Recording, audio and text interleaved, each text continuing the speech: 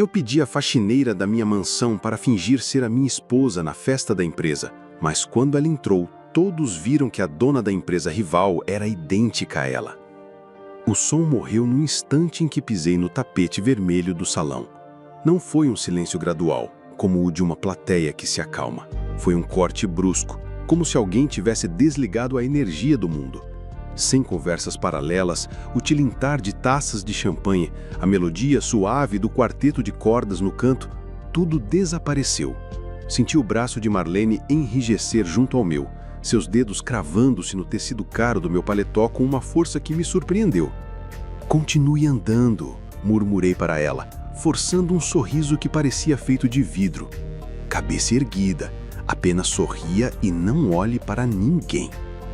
Era um conselho estúpido, porque era impossível não olhar. Todos os olhos estavam em nós. Queixos caídos, copos suspensos a meio caminho dos lábios, olhares arregalados que iam dela para mim e de mim para o outro lado do salão, onde eu sabia que eu vira, a magnata impiedosa da nossa maior concorrente, estaria. A semelhança não era apenas uma coincidência casual. Era um espelho, um eco perfeito que ninguém ali conseguia compreender. Marlene tremia sutilmente ao meu lado. Ela estava magnífica em um vestido azul marinho que eu tinha comprado na véspera. Uma peça simples, mas que em seu corpo ganhava uma elegância que faria qualquer um acreditar que ela pertencia àquele ambiente. Os cabelos, normalmente presos em um coque prático para o trabalho, caíam em ondas suaves sobre seus ombros. Uma maquiagem leve realçava seus olhos castanhos, que agora estavam arregalados de pânico. Ela não era minha faxineira esta noite. Era para ser minha esposa, a figura misteriosa que eu mantive escondida por tantos anos. A mentira parecia tão simples quando a propus na cozinha da minha casa há 2 dias. Agora, sob o peso de 200 olhares, ela parecia um monstro prestes a me devorar. "Rogério, o que está acontecendo?" ela sussurrou, sua voz um fio trêmulo. "Por que estão nos olhando assim?" Antes que eu pudesse responder, Ricardo, meu colega e principal rival na vice-presidência, aproximou-se com um sorriso venenoso nos lábios. Ele era o tipo de homem que se deliciava com o desconforto alheio. "Rogério, meu amigo, finalmente resolveu nos apresentar a sua encantada esposa", disse ele com a voz alta o suficiente para que todos ao redor ouvissem. Seus olhos percorreram Marlene de cima a baixo, um brilho de malícia e confusão em seu olhar. "Mas, que coisa curiosa! Se eu não soubesse que a dona Elvira já está aqui com o marido, juraria que você conseguiu o impossível." Senti um calafrio percorrer minha espinha. A situação estava saindo do controle mais rápido do que eu imaginava. "Ricardo, esta é minha esposa, Marlene", falei, tentando manter a voz firme. Puxei Marlene um pouco mais perto, um gesto que era para ser de proteção, mas que provavelmente pareceu possessivo. "Marlene, este é Ricardo, um colega de trabalho." Marlene apenas acenou com a cabeça, incapaz de formular uma palavra. Seus olhos estavam fixos em um ponto atrás de Ricardo, e eu segui seu olhar. Do outro lado do salão, Elvira, a magnata impiedosa da nossa maior concorrente, nos encarava. Ela não parecia surpresa, parecia abalada. Seu rosto, normalmente uma máscara de controle e frieza, estava pálido. A taça em sua mão tremia. Ao seu lado, o marido, Victor, um homem de aparência séria e elegante, sussurrava algo em seu ouvido, com a testa franzida em perplexidade. Tudo aquilo era minha culpa. A festa anual da empresa era um evento obrigatório, um desfile de egos e poder. Por anos, eu consegui evitar o assunto da minha vida pessoal. "Minha esposa é muito reservada", eu dizia. "Ela não gosta desses eventos." A desculpa funcionou por um tempo, mas este ano a pressão foi maior. "Traga a sua esposa, Rogério. Queremos conhecê-la." Eram as palavras do nosso CEO, ditas em um tom que não admitia recusa. Eu não podia dizer a verdade. Não podia admitir que era viúvo há 5 anos, que minha vida se resumia a trabalhar como um louco e cuidar do meu filho, Léo, de 8 anos. Não queria os olhares de pena, os tapinhas nas costas, a forma como as pessoas te tratam quando descobrem que você é, de alguma forma, incompleto. No nosso mundo corporativo, fraqueza é sangue na água para os tubarões, e Ricardo seria o primeiro a morder. A ideia de pedir a Marlene surgiu do desespero. Ela estava na minha casa há 3 anos, desde pouco depois que minha esposa faleceu. Era mais do que uma faxineira.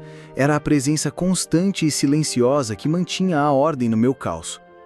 Era ela quem preparava o café da manhã de Léo, quem o ajudava com o dever de casa quando eu chegava tarde, quem sabia exatamente onde tudo estava. Léo a adorava. Às vezes, no silêncio da noite, eu ouvia suas risadas na cozinha e sentia uma pontada de algo que não me permitia nomear. Lembro-me perfeitamente da conversa. Eu a encontrei na cozinha, secando as mãos em um pano de prato, o cheiro de bolo de laranja no ar. Marlene, comecei, sentindo-me um idiota. Preciso de um favor muito grande e incomum. Ela me olhou com os seus olhos gentis, mas cautelosos. Pois não, seu Rogério. Eu tenho uma festa da empresa e eu preciso que você vá comigo. Ela franziu a testa. Eu, seu Rogério, para servir na festa? Não, apreciei-me em dizer, o rosto queimando de vergonha. Não para trabalhar, para ir como minha esposa. O pano de prato caiu de suas mãos. Ela deu um passo para trás, o choque estampado em seu rosto. Mas por quê? O senhor tem vergonha de mim? É alguma brincadeira? Sua voz era baixa, ferida. Não, Marlene, pelo amor de Deus, não é nada disso. Tentei explicar, atrapalhado. É complicado. No trabalho, todos pensam que sou casado. É uma mentira que contei há muito tempo, e agora não sei como sair dela. Se eu aparecer sozinho ou disser a verdade, vou parecer um fracassado, um mentiroso. Ela permaneceu em silêncio, apenas me observando, processando a loucura do meu pedido. Seria só por uma noite. Compramos um vestido, arrumamos seu cabelo. Ninguém precisa saber. Eu pago o que você pedir. O olhar dela mudou. A mágoa deu lugar a uma decepção fria. O senhor acha que tudo se resolve com dinheiro? Acha que a minha dignidade tem um preço? Suas palavras foram como um soco no estômago. Eu tinha sido um completo imbecil. Me desculpa. Falei sinceramente. Você tem razão. Foi uma péssima ideia. Esqueça o que eu disse. Virei-me para sair, sentindo-me o pior dos homens. Mas então a voz dela me parou. Seu Rogério! Eu me virei. Ela tinha os braços cruzados, o olhar pensativo. O Léo. Ele gosta tanto do senhor. Ele ficaria triste se o visse chateado no trabalho. Ela suspirou, um som pesado, cansado. Eu faço, mas não por dinheiro. Eu faço pelo menino. E porque o senhor, apesar de ser um patrão meio sem noção às vezes, sempre foi correto comigo. E agora, aqui estávamos no centro do furacão que minha solução havia criado. O murmúrio no salão crescia, transformando-se em um zumbido audível de fofoca e especulação. As pessoas não estavam só olhando, estavam apontando discretamente, cochichando atrás das mãos. É idêntica, ouvi uma mulher dizer. Como isso é possível? Deve ser uma irmã perdida, só pode, respondeu outra. Marlene, ao meu lado, parecia ter encolhido. Seus ombros estavam curvados e ele olhava para o chão como se quisesse que um buraco se abrisse e a engolisse. Peguei sua mão. Estava fria como gelo. Olhe para mim, pedi, em voz baixa. Ela levantou os olhos e neles eu vi um medo que partiu meu coração. O medo de quem sempre foi invisível e de repente se tornou o centro de todas as atenções pela razão errada. Nós vamos sair daqui, decidi. Isso foi um erro. Não, disse ela, surpreendendo-me novamente. Sua voz ainda era baixa, mas havia uma nova determinação nela. Ela endireitou as costas, levantou o queixo e olhou diretamente para a multidão. O senhor me pediu para vir e fingir. Se formos embora agora, vai ser pior. Vão pensar que somos fugitivos. Ela respirou fundo. Vamos pegar uma bebida. E vamos agir como se fôssemos o casal mais feliz do mundo. Fiquei impressionado com sua força. Naquela mulher que limpava minha casa e cuidava do meu filho, havia uma coragem que eu, o vice-presidente poderoso, não estava conseguindo encontrar em mim mesmo. Assenti, um nó na garganta. Tudo bem, você está certa. Com uma dignidade impressionante, Marlene soltou meu braço e caminhou em direção ao bar, de cabeça erguida, movendo-se com uma graça que silenciou algumas das fofocas e a substituiu por olhares de admiração confusa. Enquanto eu a seguia, sentindo-me como um guarda-costas em vez de um marido, eu via Elvira se desgrudar do marido. Ela começou a caminhar em nossa direção. Seu rosto não era mais de choque, mas de uma intensidade fria e calculista. Ela não estava vindo para uma conversa amigável. Estava vindo para uma confrontação. E eu, o homem que só queria evitar um pouco de pena no escritório, tinha acabado de jogar Marlene no meio de uma guerra que ela nem sabia que existia. A noite estava apenas começando e eu já tinha a terrível certeza de que ela mudaria nossas vidas para sempre. Os sapatos caros de Elvira mal faziam barulho no tapete felpudo, mas cada passo dela soava como uma batida de tambor no meu peito. Ela parou a 1 metro de distância de nós, o rosto uma máscara de curiosidade gelada. Seus olhos, que eram exatamente da mesma cor e formato dos de Marlene, não olharam para mim.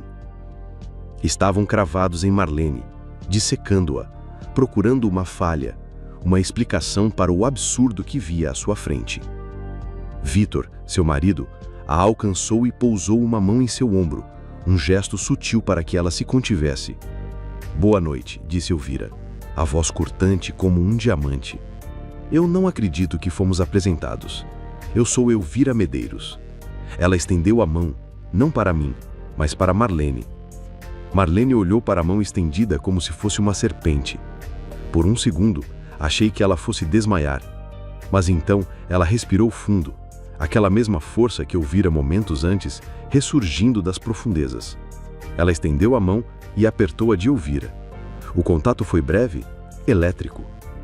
"Marlene", ela disse, sua voz surpreendentemente firme.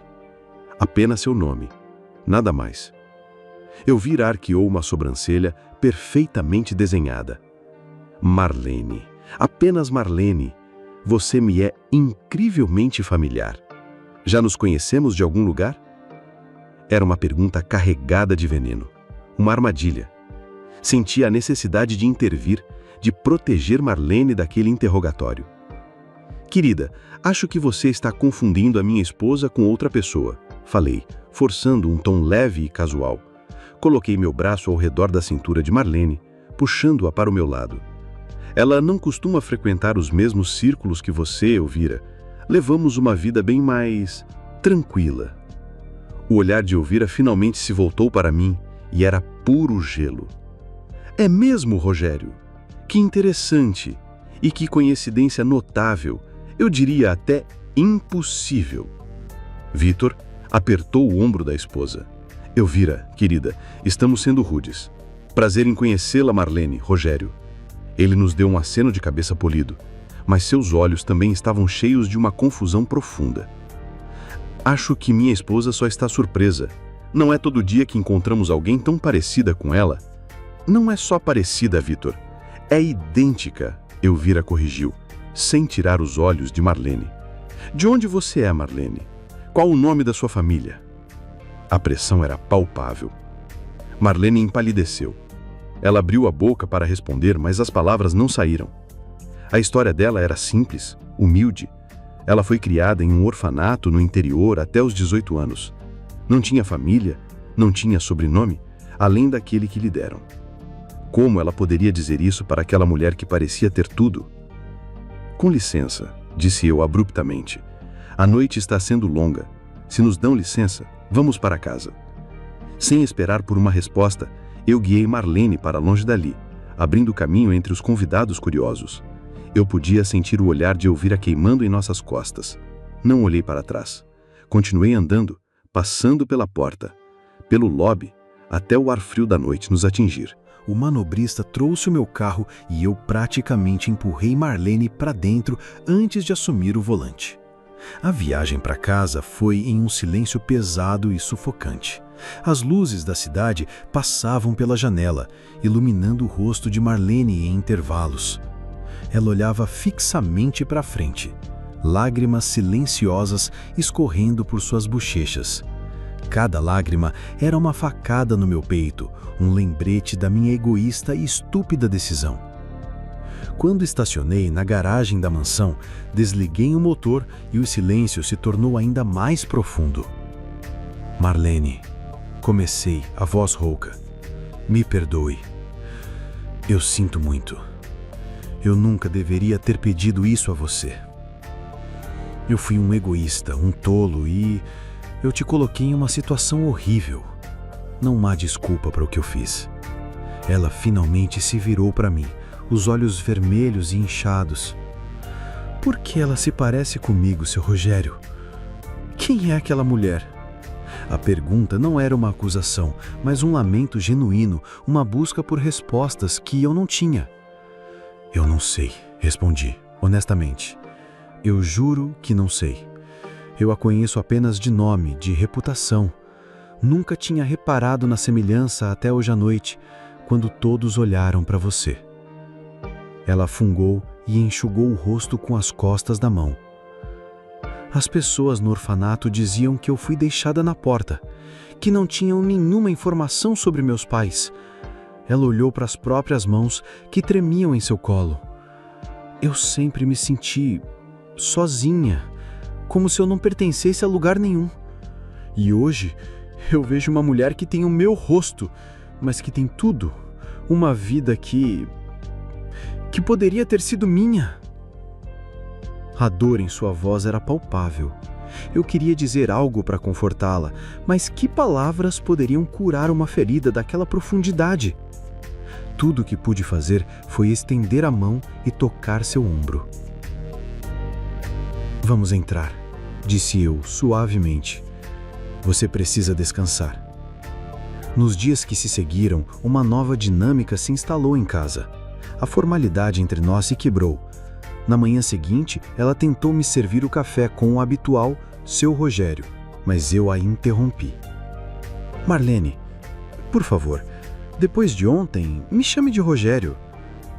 Ela hesitou, depois assentiu com um pequeno sorriso tímido. Mas a mudança mais significativa foi com Léo. Ele não sabia de nada sobre a festa, sobre a mentira ou sobre Elvira. Tudo que ele via era que Marlene estava mais presente, que a tensão na casa havia diminuído e que seu pai parecia diferente. Uma tarde, cheguei mais cedo do trabalho e os encontrei na sala de estar, sentados no tapete, montando um quebra-cabeça gigante. Léo ria, uma risada genuína e feliz que eu não ouvia há muito tempo. Ele apontou para uma peça. Aqui, mãe! Essa vai aqui, olha! A palavra pairou no ar. Marlene congelou a peça do quebra-cabeça em seus dedos. Ela olhou para Léo, depois para mim, que estava parado na porta. Seu rosto ficou vermelho. Léo, percebendo o silêncio, olhou de um para o outro, confuso. Desculpe, escapuliu. Meu coração se apertou. Aproximei-me, ajoelhei no tapete ao lado deles e baguncei o cabelo do meu filho. Não tem problema, campeão, disse eu, a voz mais suave do que o esperado. Olhei para Marlene, cujo rosto ainda estava corado, mas seus olhos brilhavam com uma emoção que eu não conseguia decifrar. Não tem problema nenhum. Naquele momento, olhando para os dois juntos, a mulher que eu havia arrastado para minha bagunça e o filho que era o centro do meu universo, eu soube que estava perdido. A convivência diária, a forma como ela cuidava de Léo, o jeito como seu sorriso iluminava a casa. A mentira que eu criei por conveniência estava perigosamente se tornando a verdade que meu coração desejava. Mas, enquanto em casa um frágil novo começo florescia, no trabalho o inferno desabava. A fofoca sobre a esposa sósia de Rogério se espalhou como fogo. Os corredores silenciavam quando eu passava. Recebia olhares que variavam entre a curiosidade, o desprezo e a pena, exatamente o que eu sempre quis evitar. Ricardo estava em seu elemento. E aí, Rogério? Ele me disse um dia, junto à máquina de café. Sua esposa já descobriu se tem uma irmã rica perdida por aí? Seria um belo golpe de sorte, não? Eu ignorei, o maxilar travado. Mas a pressão aumentou quando fui chamado à sala do meu CEO. Rogério, disse ele, com um tom paternalista que eu odiava. Estou ouvindo uns boatos sobre a festa, sobre sua esposa e Elvira Medeiros. Isso está causando uma distração. Nossos acionistas não gostam de instabilidade e a história é, no mínimo, bizarra. Espero que você tenha isso sob controle. A ameaça era velada, mas clara. Minha mentira não estava apenas me custando minha paz, estava ameaçando minha carreira. Eu sabia que Elvira não deixaria a história morrer. Uma mulher como ela, confrontada com algo que não podia explicar, não descansaria até desvendar o mistério. E eu temia o que aconteceria quando ela descobrisse a verdade. Que a sua sócia não era uma dama da alta sociedade, mas a faxineira da mansão do seu rival. A humilhação seria insuportável para ela e, consequentemente, desastrosa para Marlene e para mim. A confirmação dos meus medos veio 3 dias depois. Meu celular tocou. Era um número desconhecido.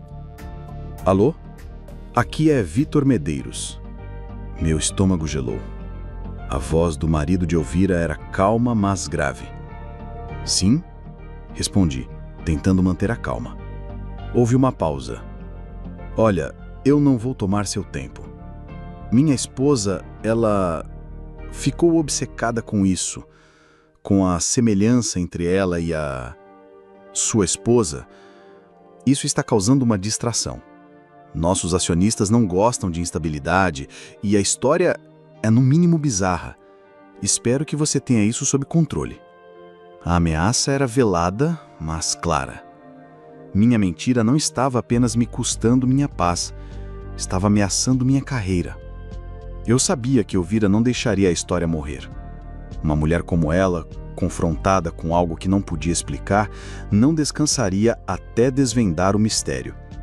E eu temia o que aconteceria quando ela descobrisse a verdade, que a sua sócia não era uma dama da alta sociedade, mas a faxineira da mansão do seu rival.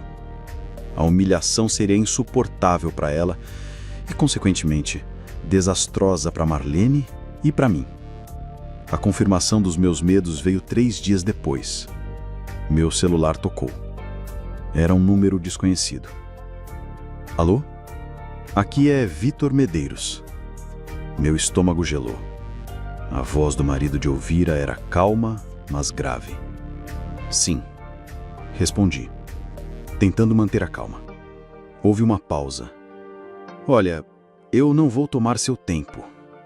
Minha esposa, ela ficou obcecada com isso, com a semelhança entre ela e a sua esposa. Isso está causando uma distração. Nossos acionistas não gostam de instabilidade e a história é no mínimo bizarra. Espero que você tenha isso sob controle. Desliguei o telefone e o aparelho pareceu pesar 1 tonelada na minha mão. Vitor Medeiros tinha acabado de detonar uma bomba no meu colo e ido embora, deixando-me para lidar com os estilhaços. Marlene era irmã gêmea de Elvira. Abandonada, descartada. A informação ecoava na minha mente, reorganizando tudo o que eu achava que sabia. A semelhança chocante, o pânico de Marlene na festa, a sua dor por uma vida de solidão, tudo se encaixou num quebra-cabeça cruel e trágico. Senti um acesso de raiva protetora ferverem dentro de mim. Raiva da família Medeiros por sua covardia. Raiva de mim mesmo por tê-la exposta a tudo isso.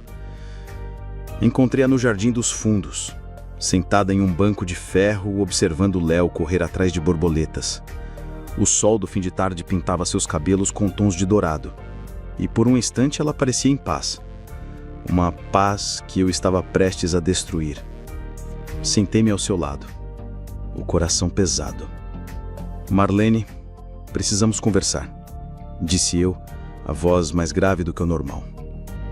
Ela se virou para mim, o pequeno sorriso em seus lábios desaparecendo ao ver a minha expressão. Aconteceu alguma coisa? É sobre o trabalho?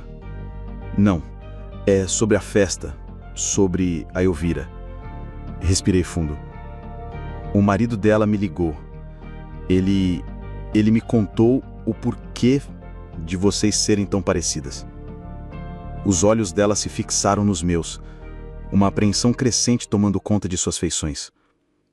Contei-lhe tudo, da forma mais gentil que consegui. Falei dos pais, da pobreza, do nascimento das gêmeas e a escolha impossível que eles fizeram. Cada palavra que eu dizia parecia sugar o ar ao redor.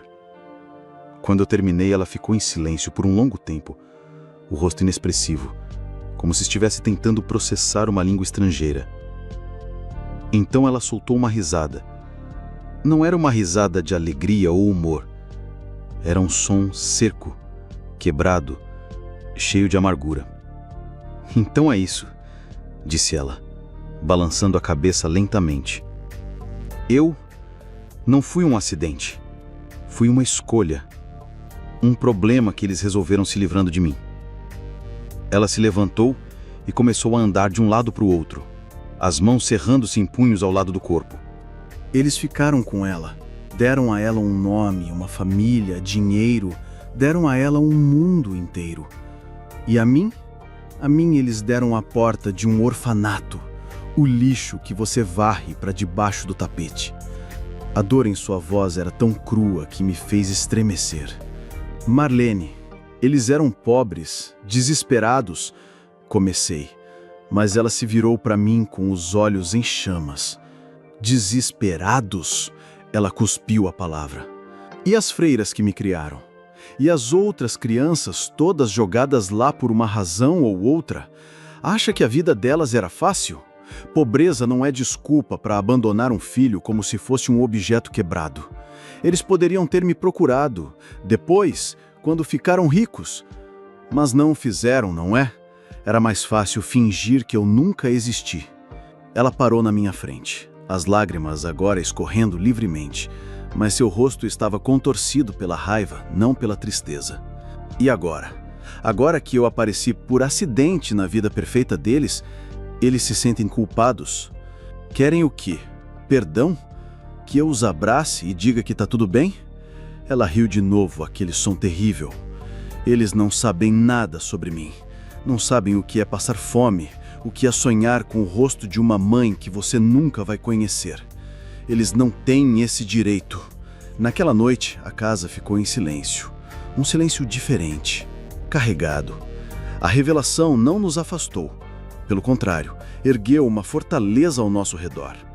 Eu era a única pessoa no mundo que conhecia seu segredo, a única pessoa em quem ela podia confiar. E eu sentia o peso dessa responsabilidade, mas também sentia algo mais. O desejo feroz de protegê-la, de ficar entre ela e o mundo que ameaçava desabar sobre a sua cabeça. A ameaça não demorou a se materializar. 2 dias depois, Vitor me ligou novamente. Sua voz estava tensa. Rogério, só estou te avisando para que não sejam pegos de surpresa. Elvira, ela contratou um investigador particular. Ela quer saber tudo sobre a vida da Marlene. Onde ela cresceu, os orfanatos, os empregos, tudo. Eu tentei impedi-la. Disse que era uma invasão de privacidade, mas ela não me ouve. Ela está obcecada. A notícia me enojou. Elvira não estava buscando uma irmã, estava conduzindo uma investigação, como se Marlene fosse uma ameaça a ser neutralizada. Obrigado por avisar, Vitor. Respondi friamente. Vou garantir que Marlene esteja protegida. A convivência em casa tornou-se o nosso refúgio. Em meio à tempestade que se formava lá fora, a rotina com Léo era a nossa âncora. Uma noite, meu filho acordou com febre alta. Ele chorava, assustado e desconfortável. Enquanto eu procurava o termômetro, atrapalhado pelo sono e pela preocupação, Marlene já estava ao lado da cama dele. Ela pegou um pano, molhou-o em água fria e o colocou delicadamente na testa de Léo. Calma, meu anjo. Vai passar. Ela sussurrava, a voz um bálsamo. Passei a noite em uma poltrona no canto do quarto, observando-a. Ela não saiu do lado dele por 1 minuto sequer. Cantarolava canções de ninar que eu nunca tinha ouvido. Contava histórias baixinho, trocava o pano em sua testa a cada poucos minutos. Pela manhã, a febre havia cedido. Encontrei Léo dormindo tranquilamente, a mãozinha segurando a de Marlene, que havia adormecido sentada em uma cadeira ao lado do cama, a cabeça encostada na beirada do colchão. Naquele momento, olhando para aquela cena, a mentira do nosso casamento pareceu a verdade mais profunda que eu já conhecera. Ela não era uma faxineira fingindo ser minha esposa. Ela era a alma daquela casa. Era a mãe que meu filho havia escolhido. E era a mulher pela qual eu estava irremediavelmente apaixonado. Enquanto isso, no escritório, a situação se deteriorava. Os boatos haviam evoluído. A história da sósia dera lugar a sussurros de gêmeas separadas no nascimento. Era uma fofoca tão novelesca que se tornou irresistível.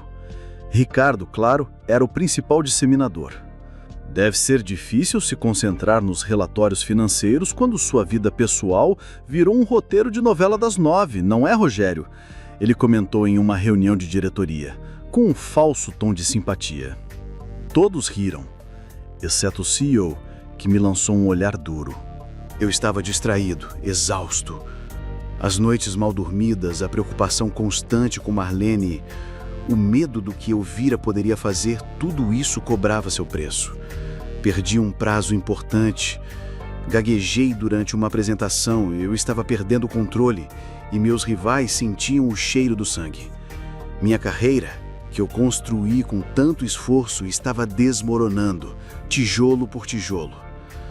Na sexta-feira à tarde, o golpe final daquela semana chegou. Eu estava na minha sala, tentando focar em uma planilha, quando o interfone da portaria tocou. Era Marlene. Rogério. Sua voz era um sussurro aterrorizado. Tem um casal aqui no portão. Um homem e uma mulher, mais velhos. Eles estão pedindo para falar comigo. Disseram que são meus pais. Meu sangue gelou. Corri para a janela da sala que dava para a entrada da mansão. E lá estavam eles. Um casal de idosos, bem vestidos, mas com os rostos marcados pela angústia e pela culpa. O homem segurava a mão da mulher, que chorava silenciosamente. Eram os pais de Elvira, os pais de Marlene. Eles a haviam encontrado. A investigação de Elvira os levara até a minha porta. Olhei para o telefone onde Marlene ainda esperava, sua respiração ofegante do outro lado da linha. O passado, com toda a sua dor e seu ressentimento, não estava mais em um passado distante ou em uma conversa por telefone. Estava ali, no meu portão, pedindo para entrar. E Marlene, a mulher que eu amava, estava prestes a ficar cara a cara com os fantasmas que a assombraram por toda a vida. "Fique aqui dentro", eu disse a Marlene pelo telefone, a voz firme e baixa, tentando transmitir uma calma que eu não sentia.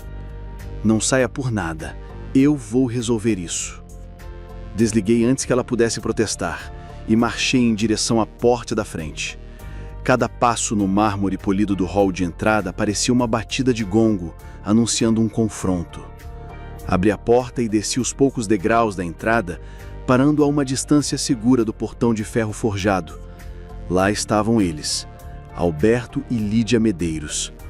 Pareciam menores e mais frágeis do que eu imaginava.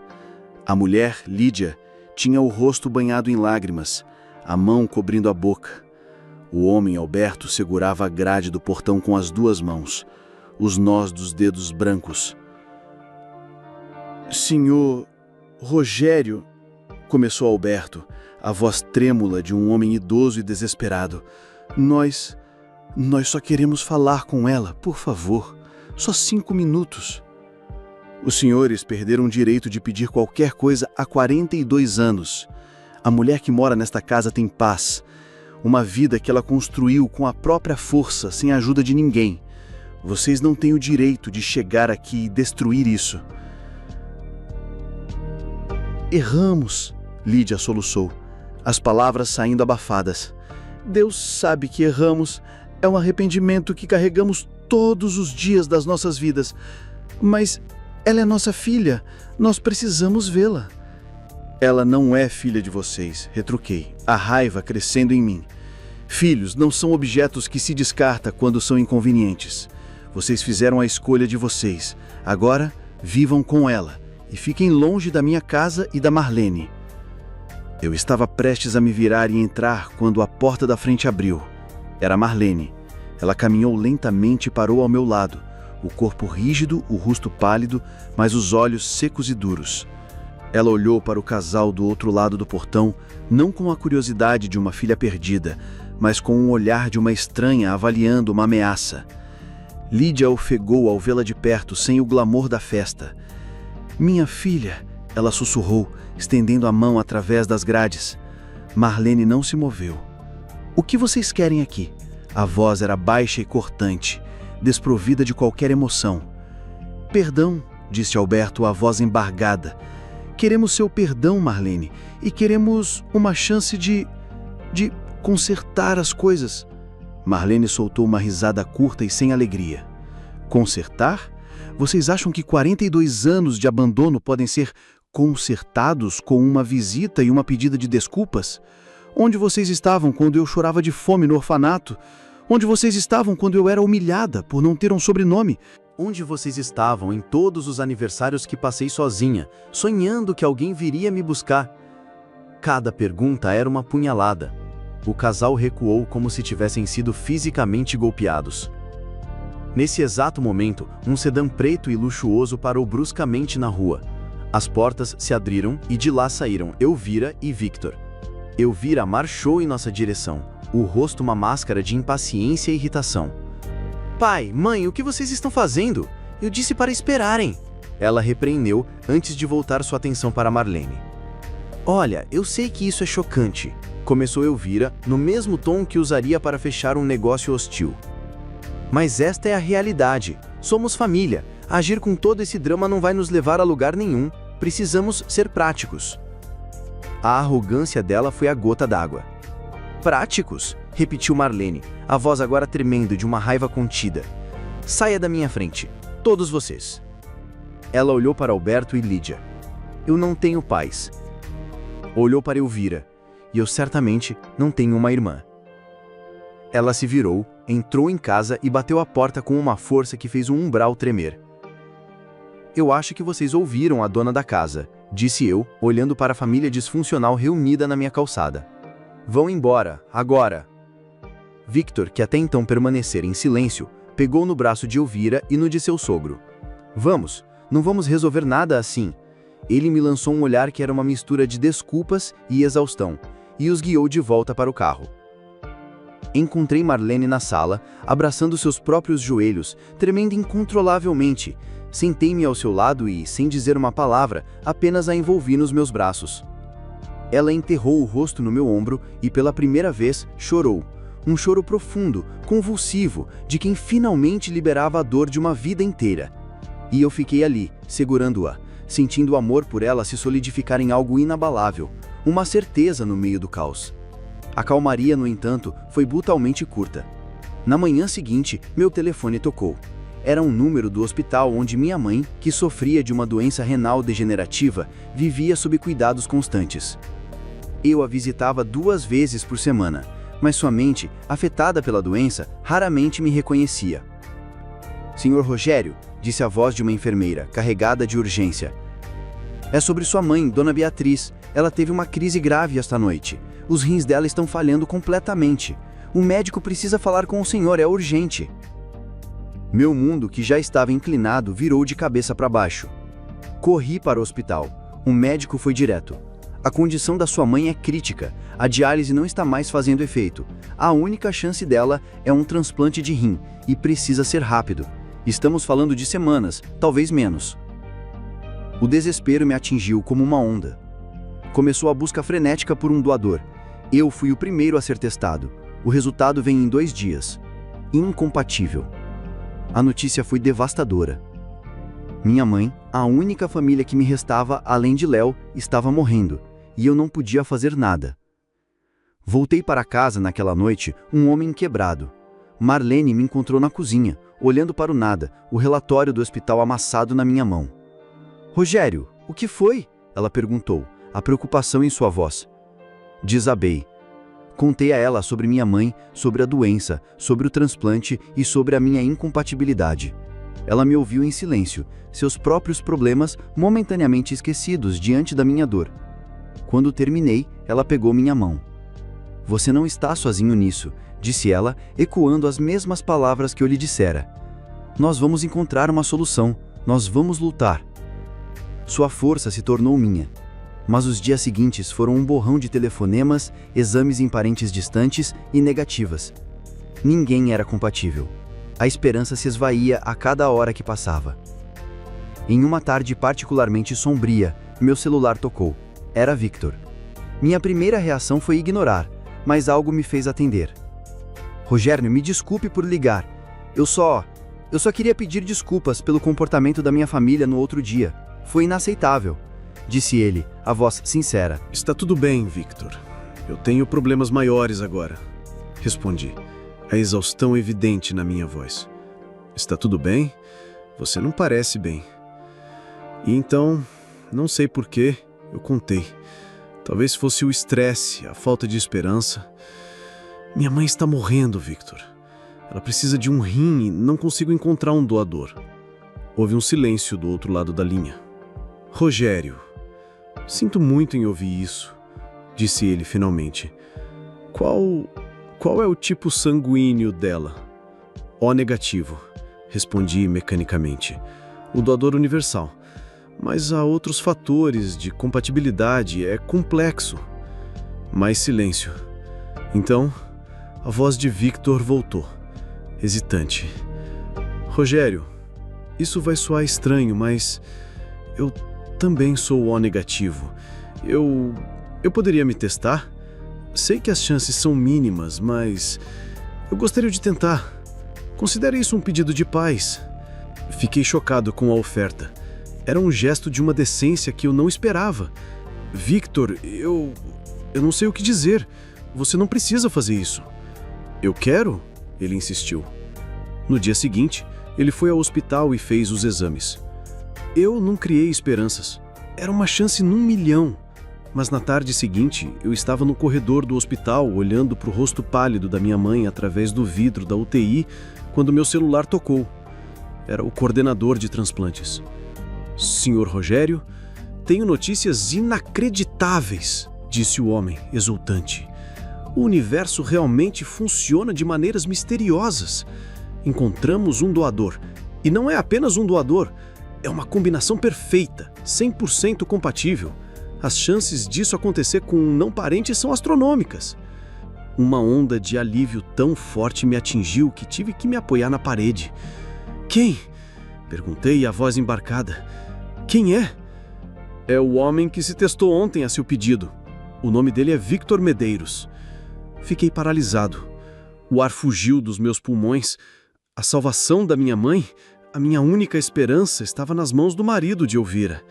O homem cuja família era a fonte de toda a dor de Marlene. A vida da minha mãe estava agora, de forma inexplicável e cruel, conectada ao destino de todos nós. A voz do coordenador de transplantes ecoou na minha cabeça durante todo o caminho de volta para casa. Victor Medeiros, compatibilidade perfeita. Era uma piada de mau gosto do destino. A solução para o meu maior desespero estava nas mãos da família que representava o maior pesadelo de Marlene. Dirigi no piloto automático, o cérebro fervendo com cenários impossíveis. Como eu poderia pedir a Marlene para aceitar um presente tão envenenado? Como eu poderia olhar nos olhos dela e dizer: a vida da minha mãe depende de um gesto da família que te jogou fora? Mas, por outro lado, como eu poderia deixar minha mãe morrer, sabendo que a salvação estava ao alcance das mãos? Encontrei Marlene na cozinha, preparando um chá. A normalidade da cena era um contraste gritante com o turbilhão dentro de mim. Ela se virou e sorriu, mas o sorriso morreu quando viu meu rosto. Rogério? Você está pálido? Alguma notícia do hospital? Eu não consegui enrolar, não com ela. Puxei uma cadeira e sentei-me, sentindo o peso do mundo nos ombros. Eles encontraram um doador. Comecei a voz baixa. Os olhos dela iluminaram com um alívio genuíno e esperançoso. Oh, meu Deus! Rogério, que maravilha! Quem é? Como podemos agradecer? Respirei fundo, preparando-me para o impacto. É o Victor, o marido de Elvira. O brilho nos olhos de Marlene se apagou instantaneamente, substituído por um choque gelado que rapidamente se transformou em uma fúria silenciosa. Ela deu um passo para trás, como se minhas palavras a tivessem empurrado. Não, ela sussurrou. Não pode ser. A compatibilidade é de 100%, Marlene. Os médicos disseram que é um milagre. Um milagre? Ela repetiu, a voz subindo uma oitava, cheia de um sarcasmo amargo. Você chama isso de milagre? Eu chamo de armadilha. É mais uma forma deles me controlarem, de me humilharem. Eles me abandonam, arruinam minha vida e agora querem comprar a salvação com um pedaço do corpo deles. Para que eu fique em dívida? Para que eu tenha que baixar a cabeça e agradecer? Ela andava de um lado para o outro na cozinha, a agitação de seus movimentos traindo a tempestade dentro dela. Marlene, escute, eu disse, levantando-me e tentando me aproximar, mas ela ergueu a mão para me parar. Não, não me peça para aceitar isso, Rogério. Não me peça para engolir meu orgulho, minha dor, uma vida inteira de sofrimento por causa deles. Seu rosto estava contorcido pela dor. Eu não posso. As palavras dela me atingiram como um soco. Parte de mim, a parte que a amava, sentiu alívio. Ela estava se protegendo, mas a outra parte, o filho que via a mãe definhar em uma cama de hospital, sentiu o desespero me afogar. Sentei-me novamente, derrotado. Tudo bem, falei, a voz quase inaudível. Eu entendo, eu nunca te forçaria a nada. A sua paz vem em primeiro lugar. Eu vou ligar para o hospital e dizer que não aceitamos. Vamos encontrar outra maneira. Eu não sabia se havia outra maneira, mas eu disse aquilo porque precisava acreditar e porque ela precisava ouvir. Marlene parou de andar e olhou para mim. Ela viu a minha falsa bravata, a derrota estampada no meu rosto, a agonia de filho que estava prestes a desistir de uma única chance de salvar sua mãe por lealdade a ela. Naquela noite, ninguém dormiu. E eu passei horas no meu escritório, ligando para outras clínicas, pesquisando listas de espera internacionais, qualquer fio de esperança. Marlene ficou em seu quarto. Pela manhã, quando eu estava na cozinha, com olheiras profundas, sentindo-me um fracassado em todas as frentes, ela apareceu na porta. Estava pálida e seus olhos estavam inchados, mas havia uma nova resolução no olhar dela. Ela se sentou na minha frente. Eu passei a noite inteira pensando, disse ela, a voz calma, mas cansada. Eu pensei na minha raiva, no meu rancor. É um peso que eu carrego desde que me entendo por gente. E eu pensei na sua mãe, uma mulher que eu nem conheço, uma avó que o Léo merece ter. Ela não tem culpa de nada. Ela é inocente. Ela fez uma pausa, olhando para as próprias mãos sobre a mesa. E eu pensei no Victor. O gesto dele não foi um gesto de arrogância. Foi um gesto de bondade. Recusar isso não seria um ato de orgulho. Seria um ato de crueldade da minha parte. Seria deixar meu passado destruir o seu futuro. Ela levantou os olhos para mim e neles havia lágrimas, mas também uma força imensa. Ligue para o hospital, Rogério. Diga a eles que nós aceitamos. A sua mãe vai viver. A gratidão que senti foi tão avassaladora que eu não conseguia falar, apenas estendi a mão sobre a mesa e segurei a dela. Naquele momento, ela não era apenas a mulher que eu amava, era a pessoa mais forte e corajosa que eu já conheci. Combinei de encontrar Victor num café perto do hospital no dia anterior à cirurgia. Eu precisava entender. Quando ele chegou, parecia cansado, mas sereno. Obrigado por vir, Rogério. Eu é que agradeço, Victor. O que você está fazendo, não há palavras. Ele mexeu no café. Não estou fazendo isso por glória. Estou fazendo porque é o certo. A minha família, nós quebramos algo. Não apenas na vida da Marlene, mas em nós mesmos. Elvira lida com isso buscando controle, poder. Meus sogros se afogando em culpa. Eu só quero consertar um pequeno pedaço do que foi quebrado. Ele me olhou diretamente. Sua mãe merece. E Marlene merece ver que nem tudo que vem da nossa família é dor e sofrimento. Suas palavras eram sinceras. Ele não era um inimigo. Era um homem bom, preso numa situação terrível. O dia da cirurgia chegou com uma tensão palpável no ar. Deixei Léo com uma vizinha de confiança e fui para o hospital com Marlene. Ficamos na sala de espera, um espaço estéril e silencioso. Vimos minha mãe ser levada, frágil e adormecida. Pouco depois vimos Victor passar em outra maca, nos deu um pequeno aceno de cabeça e um sorriso confiante antes de desaparecer pelas portas do centro cirúrgico. Era Elvira. Sozinha. Ela usava um terninho impecável, mas seu rosto estava desprovido de maquiagem e ela parecia perdida. Seus olhos encontraram os meus, depois os de Marlene, e ela hesitou antes de se sentar em uma cadeira do outro lado da sala, o mais longe possível de nós. O silêncio era uma entidade viva entre nós. Eu me concentrava no relógio na parede. Marlene torcia um lenço nas mãos. Elvira olhava fixamente para um ponto vazio na parede. Éramos 3 estranhos, unidos pelo destino de 2 pessoas em uma sala de cirurgia. Depois do que pareceu uma eternidade, Elvira se levantou. Ela caminhou até a máquina de bebidas, pegou uma garrafa de água e, em vez de voltar para o seu lugar, parou na frente de Marlene. Ela estendeu a garrafa. "Toma, você precisa se hidratar", disse ela. A voz era formal, mas sem a rispidez habitual. Marlene olhou para a garrafa, depois para Elvira, surpresa. Ela pegou a água. "Obrigada." Elvira não foi embora. Ela permaneceu ali, em pé, parecendo incerta. "Ele é teimoso", disse ela, quase para si mesma. "Victor, ele sempre tenta consertar as coisas que a gente quebra." Havia uma ponta de admiração relutante em sua voz, uma rachadura em sua armadura de ferro. Marlene olhou para ela e pela primeira vez eu vi algo além da raiva em seu olhar. Era curiosidade. Uma curiosidade frágil, hesitante. O gesto de Victor, a confissão de Elvira, a vulnerabilidade compartilhada naquela sala de espera, tudo isso estava erodindo a muralha de ressentimento que Marlene construiu ao longo da vida. "Naquele dia", começou Marlene, a voz baixa, quase um sussurro. "O dia em que me deixaram. Eles te contaram como foi?" A pergunta pairou no ar, estéril da sala de espera. Um fio de cristal frágil e perigoso.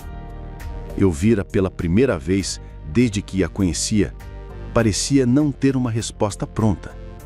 Ela engoliu seco, o olhar perdido em algum ponto distante do passado. "Eles não falavam sobre isso", disse Elvira, a voz baixa, quase inaudível, despojada de toda a sua autoridade corporativa.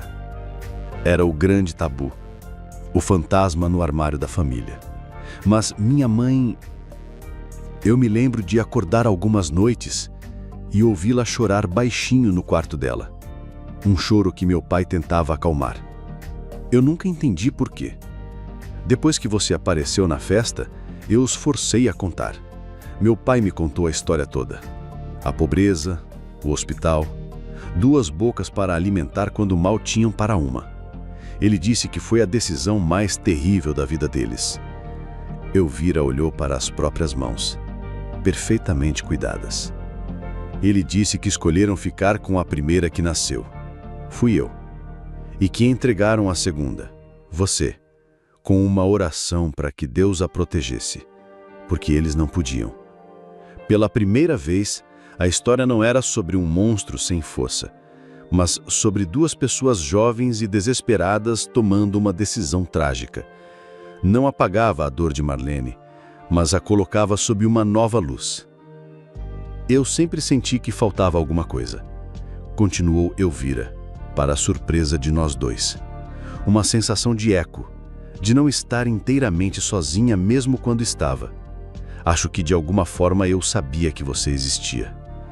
Nesse momento de vulnerabilidade crua, a porta do centro cirúrgico se abriu. Um médico, com um rosto cansado, mas sorrindo, caminhou em nossa direção. Meu coração parou. "Família de Beatriz e Victor Medeiros?" perguntou ele. Nós 3 nos levantamos como um só. "As cirurgias foram um sucesso absoluto", anunciou o médico. O rim foi aceito pelo corpo da senhora Beatriz quase que imediatamente, e o Sr. Vitor está se recuperando bem na sala pós-operatória. Ambos são fortes. Terão uma longa recuperação pela frente, mas as perspectivas são as melhores possíveis. Um soluço de alívio escapou de mim. Olhei para Marlene e ela estava chorando, mas desta vez as lágrimas eram de gratidão. Olhei para Elvira e ela tinha o rosto enterrado nas mãos, os ombros tremendo em um choro silencioso. Naquele momento, não éramos rivais, nem estranhas. Éramos apenas pessoas unidas por um milagre. As semanas seguintes foram de uma transformação lenta e constante. Minha mãe, com uma força que eu não sabia que ela ainda possuía, começou a se recuperar. A confusão mental causada pela doença se dissipou e pela primeira vez em anos eu tive minha mãe de volta. Em uma de nossas visitas, eu estava com Marlene e Léo. Minha mãe segurou a mão de Marlene, o olhar lúcido e perspicaz. "Então você é a Marlene", disse ela com um sorriso fraco. "O meu filho não para de falar de você." Ela olhou para a forma como a mão de Marlene repousava no ombro de Léo. "Vejo que você cuida bem dos meus meninos. Obrigada." Marlene apenas sorriu, os olhos marejados. A bênção silenciosa da matriarca selou algo importante naquele quarto de hospital. A relação entre Marlene e Elvira também começou a mudar. Elvira e Victor, agora recuperado, começaram a nos visitar. No início eram visitas formais, um pouco desajeitadas para saber da saúde da minha mãe. Mas aos poucos, as barreiras caíram. Em um domingo, eles almoçaram conosco. Léo, com a inocência de uma criança, quebrou todo o gelo ao perguntar para Elvira se ela também sabia fazer o bolo de laranja que a Marlene fazia. A risada de Elvira, genuína e surpreendente, encheu a sala. Descobrimos que por trás da fachada de ferro havia uma mulher com um senso de humor seco e uma curiosidade crescente sobre a irmã que ela nunca teve. Incentivada por essa nova paz, Marlene tomou a decisão mais difícil de todas. Ela concordou em se encontrar com seus pais biológicos. O encontro não foi na nossa casa, mas em um parque neutro. Eu a observei de longe, dando-lhe o espaço que necessitava. Não houve abraços chorosos nem promessas de um futuro em família. Foi uma conversa sóbria, cheia de pausas longas e dolorosas. No final, eu a vi dizer algo para eles, e vi o alívio misturado com a tristeza eterna em seus rostos. "O que você disse a eles?" Perguntei quando ela voltou para o carro. "Eu disse que os perdoava, não por eles, mas por mim. Eu disse que não podia esquecer o passado nem apagar a dor, mas que eu não ia mais carregar o peso da raiva. Eu disse que desejava paz a eles e que agora eu precisava encontrar a minha. Foi o ato final da sua libertação." Algumas semanas depois, numa tarde ensolarada, eu a chamei para o jardim. O mesmo lugar onde eu tinha contado para ela o seu passado, o lugar onde ela havia desabado. Ela veio, o sorriso tranquilo que era agora sua marca registrada. Eu peguei suas mãos. "Marlene, tudo isso começou com a mentira mais estúpida que eu já contei. Uma mentira para proteger meu orgulho, minha carreira, mas no meio de toda essa confusão, no meio da dor e das revelações, eu encontrei a única verdade que importa na minha vida. Meus olhos se encheram de lágrimas, mas eu não me importei. Eu amo você. Eu amo sua força, sua coragem, sua compaixão. Eu amo a maneira como você transformou esta casa num lar e eu amo a mãe que você se tornou para o meu filho." Ajoelhei ali na grama e tirei uma pequena caixa do bolso. "Eu não quero mais fingir. Eu quero que seja real. Para sempre. Marley, você quer se casar comigo?" Antes que ela pudesse responder, um pequeno furacão saiu correndo de trás de uma moita. Era Léo, com um sorriso que ia de orelha a orelha. Diz que sim, ele gritou abraçando as pernas de Marlene. Marlene riu entre as lágrimas, um som cristalino e feliz. Ela olhou para Léo, depois para mim. "Sim", ela sussurrou. "Sim, eu caso com você." Hoje olho ao redor da minha vida e mal reconheço a existência solitária e cinzenta de antes. Minha mãe está saudável, sentada na varanda, ensinando Léo a jogar cartas. Vitor e Elvira estão vindo para o jantar esta noite. Elvira e Marlene agora têm conversas telefônicas de 1 hora, descobrindo os 42 anos que perderam, uma pequena fofoca de cada vez. Marlene perdoou seus pais, mas mantém uma distância respeitosa, um equilíbrio que funciona para ela. E eu tenho tudo. Uma esposa que é a minha rocha, um filho que transborda felicidade e uma família barulhenta, complicada e imperfeita, forjada no fogo do acaso e reconstruída pela escolha. A escolha de perdoar, de aceitar e de amar. No fim, a vingança emocional que poderia ter consumido Marlene deu lugar a algo muito mais poderoso, a superação. E a minha mentira desesperada não me levou à ruína, mas de uma forma que nunca imaginei, me guiou para casa.